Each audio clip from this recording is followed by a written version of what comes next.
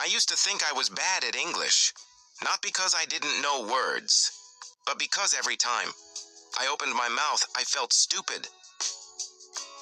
Same. For me, it wasn't English itself. It was the fear of how I sounded. Yes, I wasn't afraid of grammar, I was afraid of people. I remember my first real conversation in English. My hands were shaking and I spoke slowly, with mistakes. And in my head, I kept thinking, they know I'm not smart. Exactly. And the worst part, nobody actually said anything bad, but the fear was already there. Because as adults, we don't want to look beginner. We want to look normal, professional, intelligent. That's the difference between kids and adults. Kids speak and don't care. Adults think first and stay silent.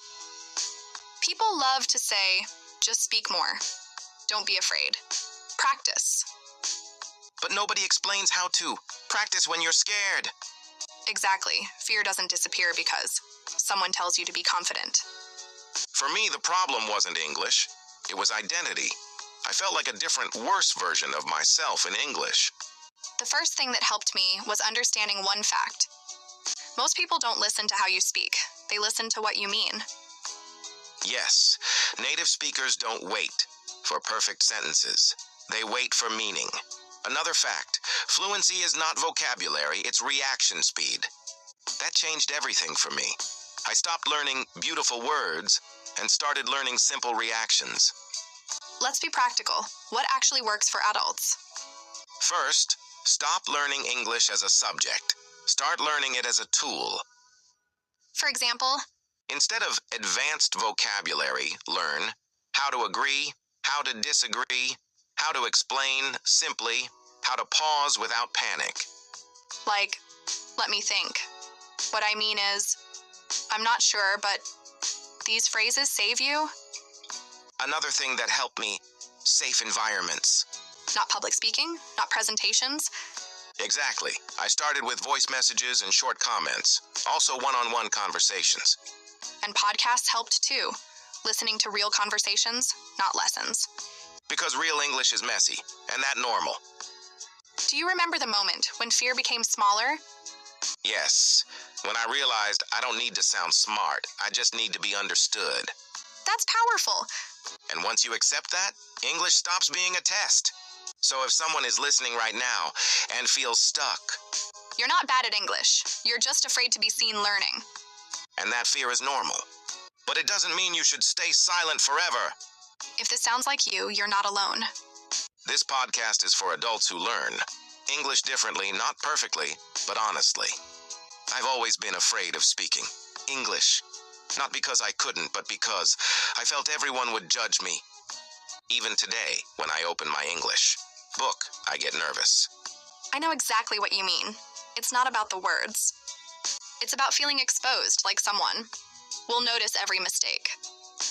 So, my morning usually starts with reviewing English vocabulary. I spend about an hour, sometimes more, reading phrases out loud. It feels silly at first. Do you record yourself? Yes, always. It's awkward hearing your own mistakes, but it helps. For example, yesterday I kept mixing used to and would, and I laughed at myself a lot. That's good. Laughter helps. You're noticing your mistakes and not fearing them, just observing. Exactly. Then I move on to listening to .A podcasts like the ones we make. I try to mimic pronunciation and intonation. Sometimes I repeat phrases 5-6 times, and by mid-morning, I already feel like I've spoken English more than I did the whole last year. Do you try speaking with someone during the day? Yes. I usually chat online with friends who are learning too. Sometimes it's 5-10 minutes. It feels different from reading or listening. I actually have to think fast. And mistakes? Oh, plenty. Yesterday I said I have saw instead of I have seen 3 times. We laughed together, but that's the key, making mistakes in a safe space. Evening is my favorite part. I watch English YouTube videos, usually about everyday life, not lessons. I pause and repeat sentences, sometimes acting them out quietly. For example, if someone says, "I'm going to the store, do you need anything?" I repeat it like a conversation. "I'm going to the store, do you need anything?" 5 or 6 times until it feels natural. That's perfect. You're training muscle memory in your brain, like practicing piano notes. Right. Then around 9 o'clock, I do short writing exercises. I write a few sentences about my morning or what I had for breakfast. It's not about perfect grammar, it's about thinking in English. That's what changed everything for me.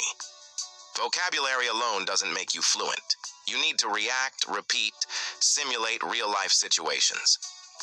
Do you notice improvement over the week? Absolutely. I feel less frozen. Even small conversations feel easier. Sometimes, though, fear comes back. Like today, I wanted to leave a comment under a video, but hesitated. I thought, will people think I sound stupid? That's normal. Fear never fully disappears, but it gets smaller each time you act despite it. Exactly. I started writing small messages in English daily, sometimes one line, sometimes a short paragraph. It doesn't matter if it's perfect. What matters is consistency. And real conversation, in real time, is the ultimate practice. Yes, and I also noticed a fact adults need: repetition even more than kids. Repeating phrases, short conversations, listening and mimicking. All of it builds confidence slowly. So if someone listening feels stuck, what would you tell them? Build a routine, even 15-30 minutes. A day counts. Repeat phrases, record yourself, mimic native speakers. Speak with safe friends online or in real life. Don't worry about perfection. Observe, laugh, repeat. And remember, it's not a race. Fluency takes time, but confidence grows step by step. Exactly. And the important fact, every small action adds up. One day you'll realize you're not afraid anymore. That's it. Real English for real adults. Step by step, day by day. So what really helped? Stop thinking English is a subject. Learn it as a tool. Focus on phrases for real life. Agreeing, disagreeing, explaining, pausing without panic. Like? Let me think. What I mean is, I'm not sure, but... Perfect. Short, practical phrases. You can use anywhere. And remember, safe. Environments first. Voice messages, one-on-one chats, not online discussions. Big public speaking comes later. Step by step, small actions every day. Fear is normal, but small daily actions, repeating, speaking, acting, gradually, remove it. I remember one moment very clearly. I was already studying English for months. Grammar books, videos, exercises. But when someone asked me a simple question, my mind went blank. That moment when you know the answer, but your mouth doesn't cooperate. Exactly. My heart started racing. My hands were shaking. And all I could think was, what if I sound stupid? That fear stops more people than lack of knowledge. Yes, and that's when I understood something important. The problem was not English. The problem was fear. Fear of judgment, fear of mistakes, fear of silence. So I changed my strategy. I stopped trying to speak perfectly.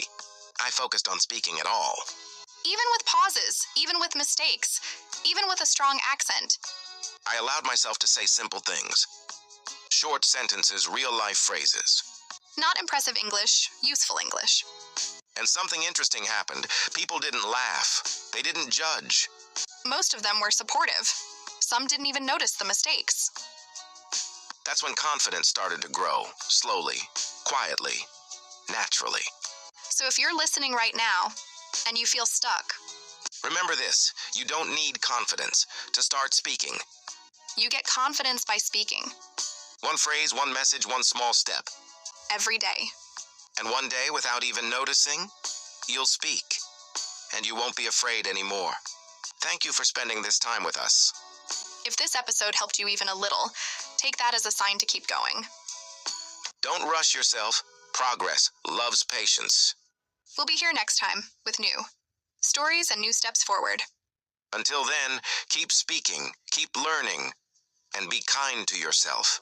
Subscribe to the channel, like this video, and stay with us. for the next episode.